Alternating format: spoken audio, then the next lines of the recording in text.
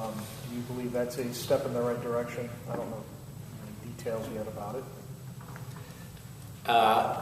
From my perspective, I'm not convinced that at this point having someone who is hired in by JobsOhio and working essentially on JobsOhio's payroll is going to provide the sort of transparency and oversight that we're looking for. Again, I think for the last couple of years, this has been an ongoing conversation I know we've all had around JobsOhio, but there are already in place constitutional actors who should be providing oversight of taxpayer money, and there's not a need, frankly, to create a new bureaucracy in order to provide that oversight. You want independent office holders who are in the position to provide oversight, and frankly, who aren't having political pressure brought to bear to convince them not to do it.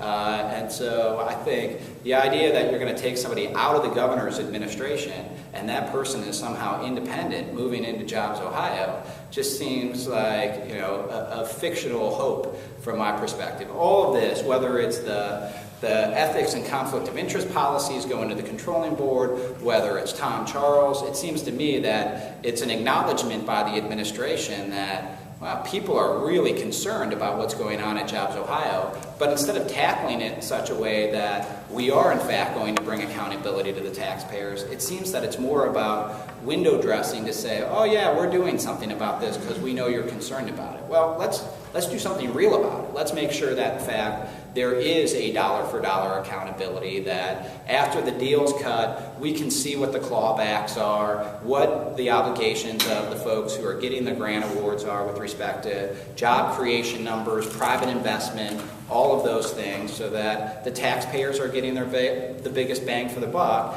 and people who are well-connected aren't just getting a free handout from the taxpayers.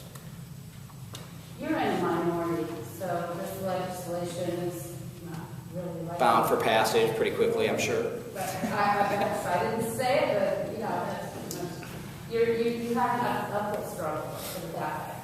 So in light of that, where do you go from here? I mean, realistically, if the legislation doesn't pass, you don't have control over the House or Senate to investigate on your own or anything. Where do you go? I think you go to the public. I mean, right now, this is public money.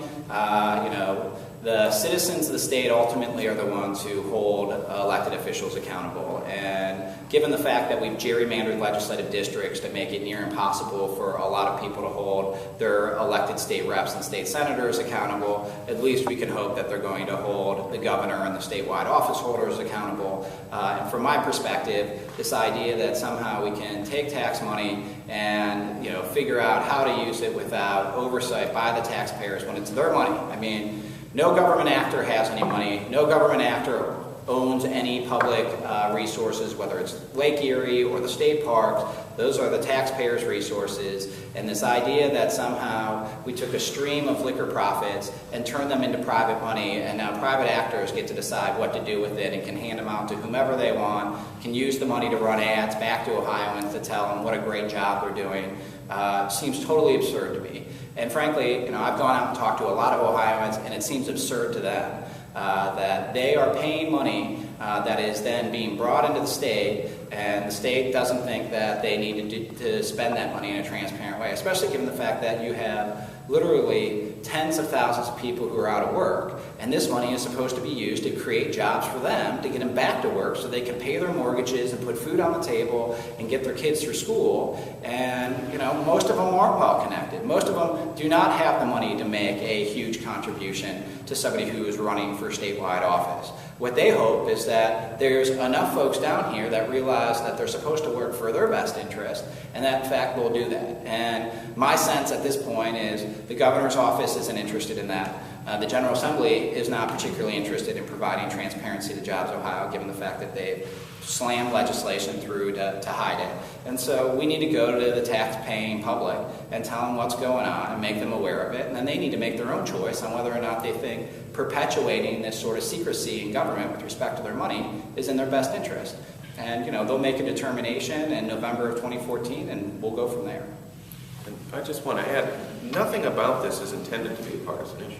The simple fact of the matter is, fairness with tax dollars, transparency with the public tax dollars and the public trust is not intended to be a partisan issue.